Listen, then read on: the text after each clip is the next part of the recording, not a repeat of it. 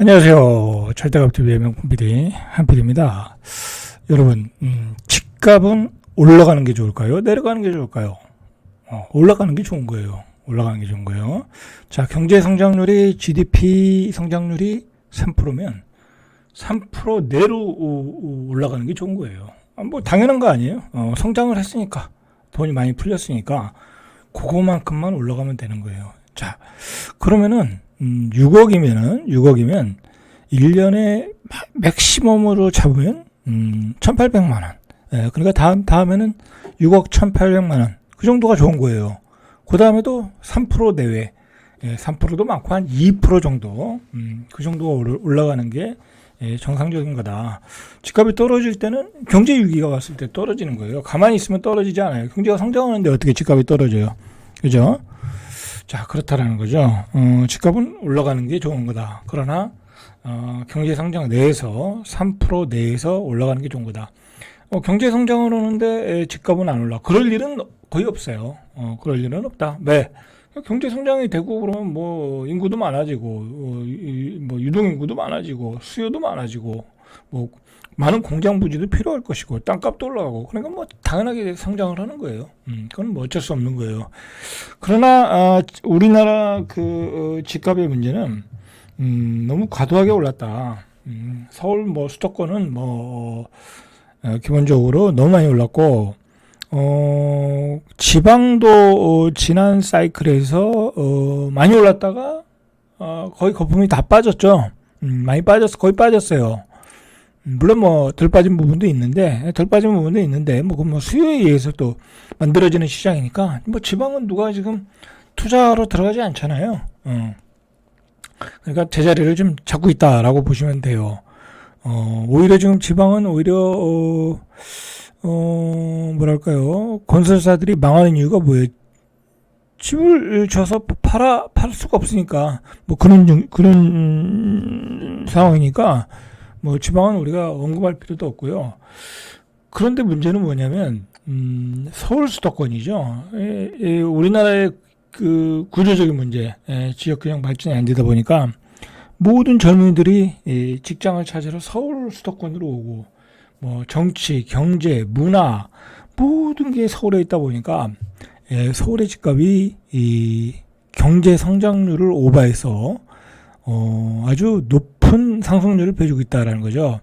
체감적으로 보면 2016년 이후에 체감적으로 보면 거의 3배예요. 3배. 3배까지는 안 가고 한 250% 정도 오른 것 같아요. 지금 서울의 아파트 가격 평균 가격이 12억이에요. 12억 뭐 5천, 3천 뭐 그 정도예요. 4천 그 정도예요. 평균적으로. 자, 그 가격이 과연 우리가 집을 사서 평균이라고 하면 한 30대에서 40대 그 나이대 사람들이 그 집을 사야 되거든요. 그냥 맨손으로 시작해서 또는 뭐 부모님에게 조금 도움을 받아서 사기가 쉽지 않겠죠. 자, 그렇게 되면 무슨 문제가 발생하냐면 어떻게든 샀어. 좋은 직장 다니는 사람들이 뭐 맞벌이해서 샀어. 뭐 대부분이 못 사겠지만 샀어. 산 사람도 문제가 되는 게 뭐냐면 기본적으로 평생 빚만 갚느라고 소비를 못 하는 거야. 자, 그렇게 되면 이제 굉장히 뭐 경제가 잘 안 돌아가겠죠. 자, 우리가 문제가 되는 게 뭐냐면 최근에 이제 우리가 세종 얘기도 했지만 그 세종에다 행정수도를 옮긴다고 할 때 뭐 집값이 최근에 들썩거리긴 했지만 뭐 들썩거리지도 않았어요. 그냥 기존에 있던 매물들이 팔린 것뿐이지. 세종에 앞으로 행정수도를 만들어야 되는데 여기서 집값이 급등하면 여러 가지 뭐랄까 장애물이 생기는 거예요. 이거는 왜냐하면 세종에 행정수도가 들어오고 뭐 국회가 들어오고 대통령 집무실이 들어오고 뭐 여러 가지 기관들, 정부 기관, 뭐 기자, 방송국들이 다 내려오고 사람들이 많이 내려올 텐데 그 사람들이 집을 마련하는데 굉장히 큰 비용을 지불해야 되잖아요. 그러면 누가 세종을 가겠냐고. 저렴한 집값에 쾌적한 환경, 그 다음에 새로운 도시의 건설, 국가의 균형 발전, 뭐 그런 거에 의미를 두고 세종으로 이주를 해야 되는데 예를 들어 지금 세종이 이 A급 아파트가 A급 뭐 9억짜리도 있지만 그런 거는 뭐 특별한 경우고 평균 한 6억에서 6억 5천 정도인데 뭐 그 정도면 지방에서 다른 지방도 그 정도 가격은 하잖아요. 대전도 그렇고 뭐 광주도 그렇고 그렇기 때문에 뭐 세종이 비싼 건 아니에요. 그게 또 그렇게 이 가격이 이 바닥 가격이 그렇게 형성이 돼 있고 그러면 6억에서 6억 5천이야. 물론 4억짜리도 있어요. 뭐 세종은 또 싼 데도 있어요. 뭐 3억짜리도 있고 조치원 가면 그렇지만 이제 핵심적으로 놓고 보면 평균 가격은 글쎄요 뭐 한 4억 정도 되지 않을까요? 4억 5천? 그 정도 될 것 같아요. 그냥 좀 A급으로 보면 6억 5천. 자, 그 정도 가격이면 다 지불할 수가 있거든요. 그리고 실제로 분양하는 가격도 그 정도이고. 그런데 예를 들어 그게 9억, 10억이 됐다고 해봐요. 그러면 세종의 행정수도 건설에 여러 가지 장애물이 되는 거죠. 그리고 또 문제가 뭐냐면 그렇게 아파트 가격이 또 올라버리면 뭐가 문제냐면 땅값이 올라요. 땅값. 주변에 땅값이 올라. 그렇지 않겠어요? 주변에 땅값이 오르면 아파트 가격도 오르고 그 다음에 많은 건물 기관들이 되어서 건물을 져야 되고 또 공장도 져야 되고 그죠? 많은 땅의 수요가 필요한데 여러 가지 그거 역시 행정수도 건설에 장애물이 되는 거예요. 세종시 땅값이 아주 거품이 엄청 심하거든요. 정말 말도 안 되는 가격이 내놓고 있어요.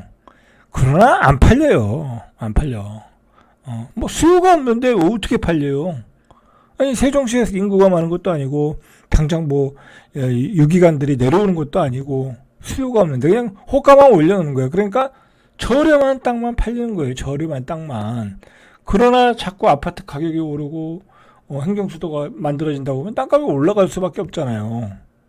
그렇기 때문에 세종의 아파트 가격이 올라가는 것은 바람직한 일이 아니다. 바람직한 일이 아니다. 지금의 가격을 유지하면서 뭐 서서히 올라가는 건 어쩔 수 없는 거지만 서서히 조금씩 올라가는 건 어쩔 수 없는 거지만 이 현금의 가치 떨어진 거에 따라 그러나 급격한 상승은 세종의 발전에 아주 큰 장애 요소가 될 수 있다라는 말씀을 좀 드리고 그 다음에 이 문제는 서울이죠. 오늘 이야기는 핵심 포인트는 서울이에요. 이 서울의 집값도 너무 많이 올라와 있고 앞으로도 오를 가능성이 있기 때문에 이거는 제가 생각하기에는 제 개인적인 생각으로는 대한민국의 재앙이에요. 재앙. 왜냐하면 서울 수도권에 사는 인구가 몇만 명이냐고. 2,500명. 우리나라의 55%가 살고 있고요. 그 다음에 앞으로도 올라올 사람도 무궁무진해. 앞으로의 우리 젊은이들, 아이들이 다 서울 수도권으로 올라가야 되잖아요. 그런데 그 아이들한테 계속해서 경제적 부담이 되는 거잖아요. 그 아이들이 서울로 올라가면 어디 가서 어떻게 집을 사서 언제 취직을 하고 어떻게 살아요. 계속 올라간다고 하면. 자, 문제는 서울의 집값이 떨어질 기세가 안 보인다라는 게 문제죠. 그래서 정치인들이 지금 계속해서 이야기를 하는 게 지역균형 발전 아니에요. 지역균형. 근데 제가 그 세종에 내려와서 뭐 수년간의 그 지역균형 발전을 지켜보면 말로만 그래요. 여러분들 우리나라 대기업 중에 지방으로 내려온 거 거의 없어요. 기업들은 안 내려와요. 심지어는 조그만 소규모 뭐 스타트업 한 10명 내외의 어떤 그 기업들, 중소기업들, 그 다음에 무슨 뭐 제조업 공장들, 지방에 뭐 없어요. 지방에 자리 잡기 힘들어요. 왜냐면 사람을 못 구해요. 특히 IT 업종 같은 경우는 사람을 못 구해요. 사람을.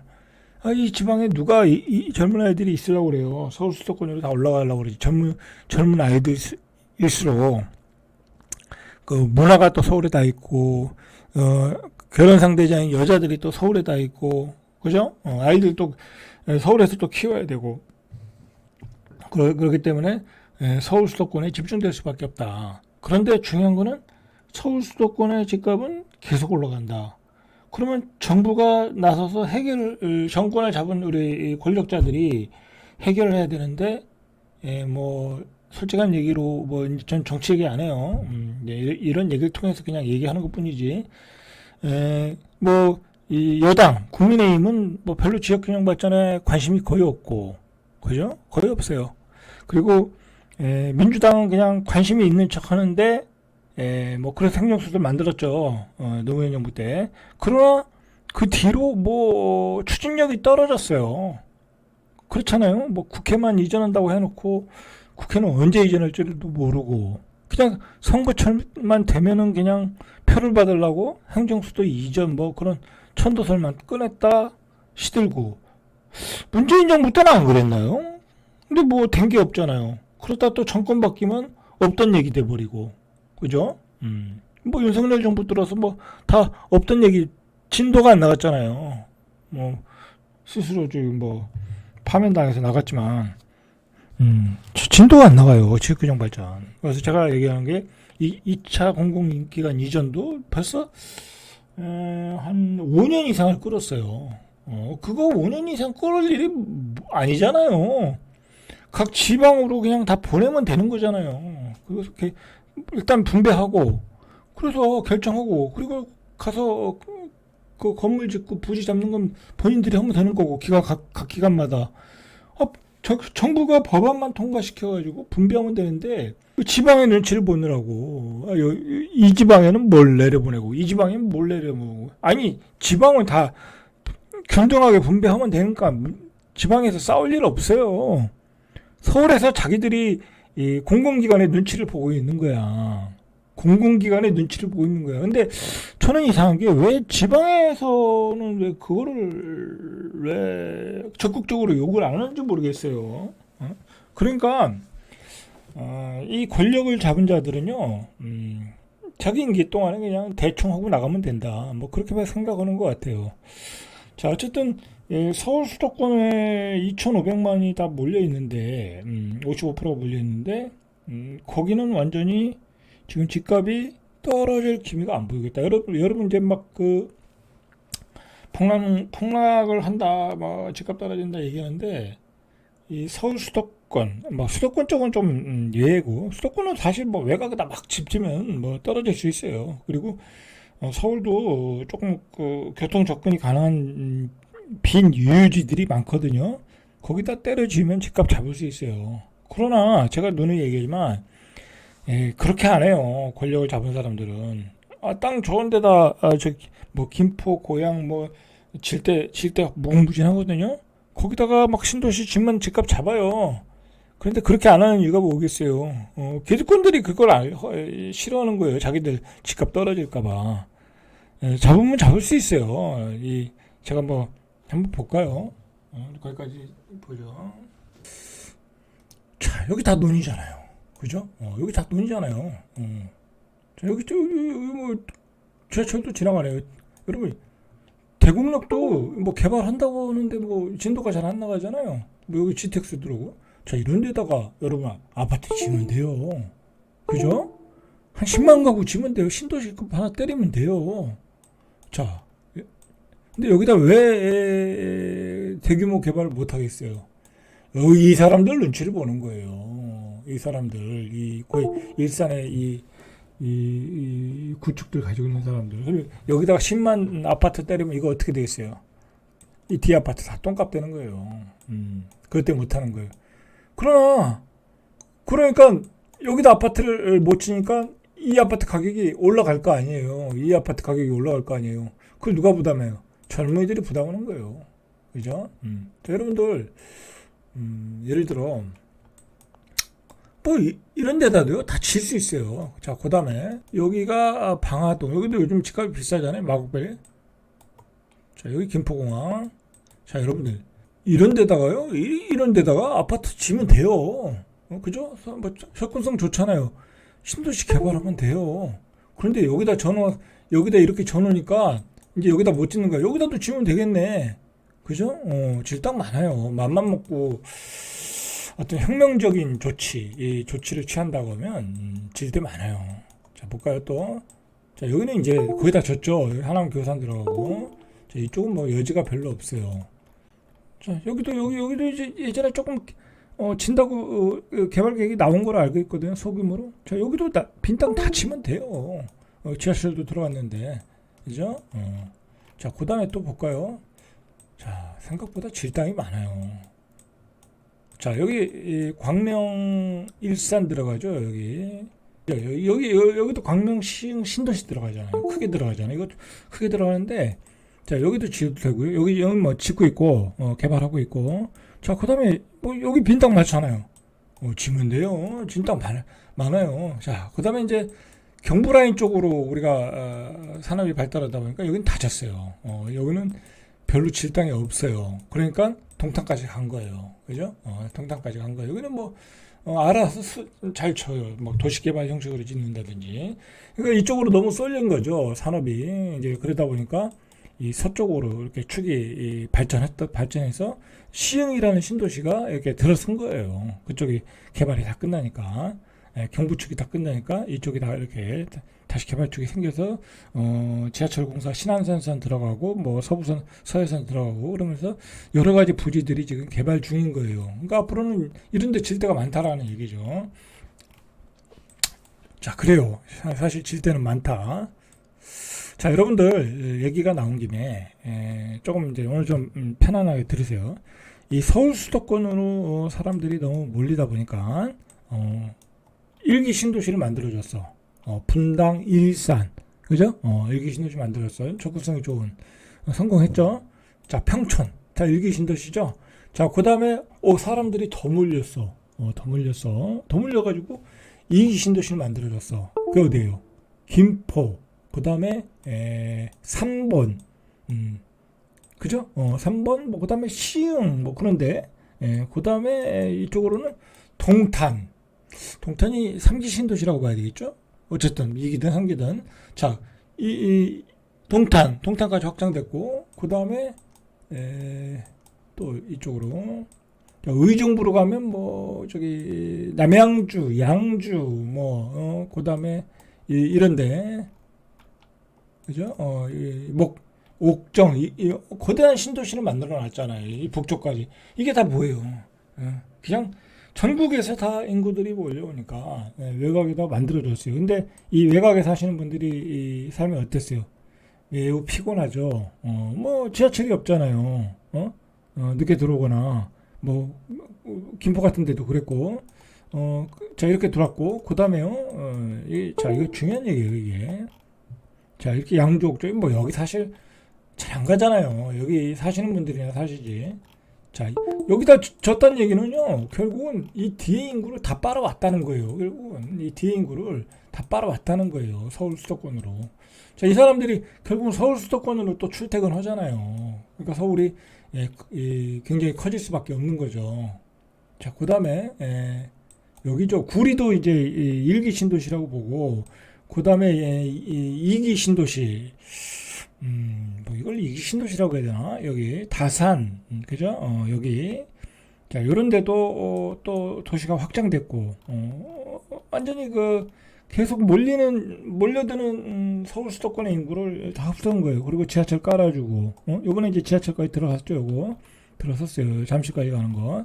자 그런데 또 계속 들어오는 거야. 인구가 계속 들어오는 거야. 근데 야 그러면 이제 또 질 데가 없는 거야. 질 데가 없는 거야. 야, 그래서 뭐가 나왔어요? 그리고 기존에 사시는 분들도 불편한 거야. 자, 그러니까 이제 동탄이라는 데를 이제까지 확장이 된 거잖아요. 야, 동탄에서 서울까지 출퇴근할 수 있는 길을 좀 만들어 보자. 파주에서 서울까지 출퇴근할 수 있는 길을 좀 만들어 보자. 이거 뭐 어차피 서울 수도권으로 가야 되고 인구는 계속해서 들어오고 그래서 GTX 만들어 준 거잖아요. 그죠? 동탄, 파주, 그죠? GTX 만들어주고. 근데 만들었더니, 잘 이용하나요? 이용하는 것도 있고, 좀 떨어지는 것도 있고, 생각보다 효과는 또 별로야. 왜요? 아니, 동탄에서, 동탄역에서, 차를 타고, GTX 타고, 가는 거는 그래도 괜찮은데, 여기서 GTX 타려니까 여기서 버스 타고 GTX역까지 가타니까, 그럴 바에는 그냥 광역버스 타고 가는 게 낫겠네. 이제 그렇게 돼서 또 효과도 떨어지고 그런 문제가 또 발생했죠. 자 어쨌든 이게 다 서울 수도권의 인구를 흡수하기 위해서 만든 도시이다. 그리고 많은 비용이 들어갔다. GTX를 깔고.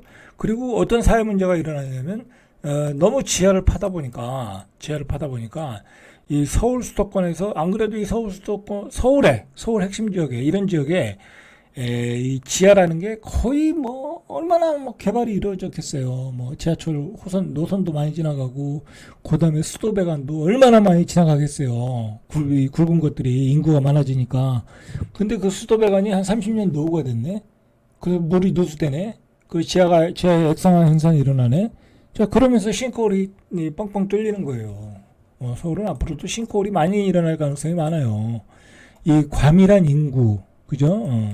자, 그래서 서울의 이 땅이라는 게 그렇잖아요. 인구를 수용할 수 있는 한계가 있는 건데 서울은 문제가 되는 게 뭐냐면 앞으로도 이 수도권 외곽에 있는 사람들이 다 서울로 들어올 가능성이 있고 전국에 있는 사람들이 다 서울로 들어올 가능성이 많아요. 이 수도권보다는 수도권에 살면 좋지만 수도권에 직장이 있는 게 아니잖아요. 그럴 가능성이 많아요. 그러니까 서울의 핵심지의 아파트 가격, 그 다음에 핵심지 다음에 B급지들, 마용성, 뭐 노량진, 용산구 뭐 이런 데도 다 가격이 올라가는 거예요. 지금 떨어질 기미가 안 보이는 거예요. 이 뼈대는 그래요. 제가 보기에는.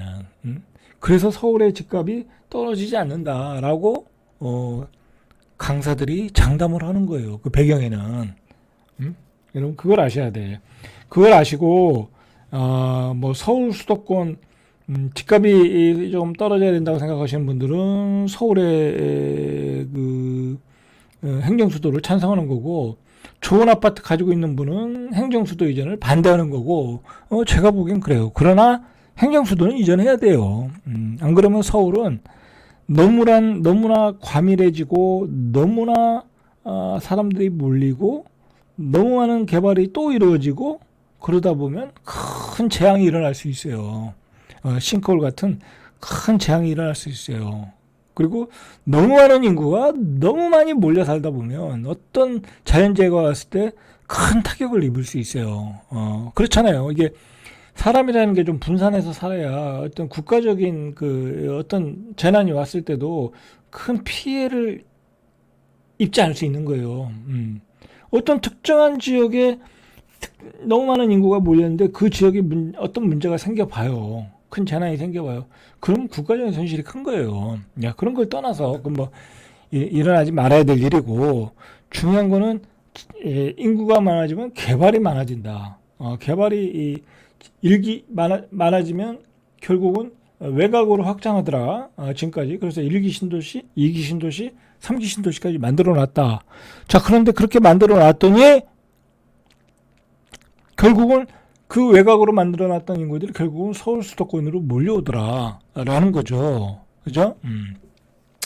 자, 그래서 서울의 평균 아파트 가격이 12억이 됐더라. 그 얘기예요. 자, 이거 오늘 얘기 길어져서 할 얘기는 다 못하고 다음 시간에 하고. 자, 이 12억이 됐는데요, 여러분들. 앞으로는 서울 역세권, 그냥 은평구의 역세권, 장위동의 역세권, 솔직히 장위동 뭐 옛날에 쳐주지도 않았잖아요. 거기 외곽이라. 자, 장위동의 10억 분양할 때도 한 2년 전에 10억 분양할 때도 왜 이리 비싸냐라고 엄청난 그 논란이 있었는데 지난해 장위동 푸르지오 라디오스 파크가 12억 천원에 거의 분양을 했어요. 그리고 노원구의 서울원 아이파크 여기 완전 외곽 창동이죠. 창동역이 있는데 완전 시골이에요. 옛날로 보면 지금도 거기서 출퇴근한다는 건 쉬운 일이 아니에요. 자, 거기에 서울원 아이파크도 13억에서 14억이에요. 그 얘기는 이제 막 평범한 직장인도 서울에 신축 8사를 살려면 12억, 13억을 줘야 된다는 얘기예요. 이게 왜 그러겠어요? 땅이 없어서 그래요. 서울의 아파트에 땅 질 데가 없는 거예요. 그런데 수요는 많은 거야. 전국에서 오죠. 그 다음에 수도권에 사는 사람들 다 서울로 들어가려고 그러죠. 역세권으로 들어가려고 그러죠. 자, 그래서 그렇게 가격이 올라가는 거다. 라는 거죠. 자, 그리고 보세요. 이제 지금 공급이 잘 안 되고 있는데, 노량진 뉴타운에 이제 장승배기역 뭐 7호선 뭐 지하철 1구호선 이제 노량진역은 굉장히 입지가 좋은데요. 자, 여기서 이제 노량진 6구역이 대표적인데 GS건설, SK 에코프런트 뭐 해서 1499가구. 자, 이렇게 첫 번째로 분양을 한다고 그래요. 하반기 정도에. 자, 문제는 뭐냐면 여기에 분양가예요. 지금 얘기가 되는 게 18억 정도예요.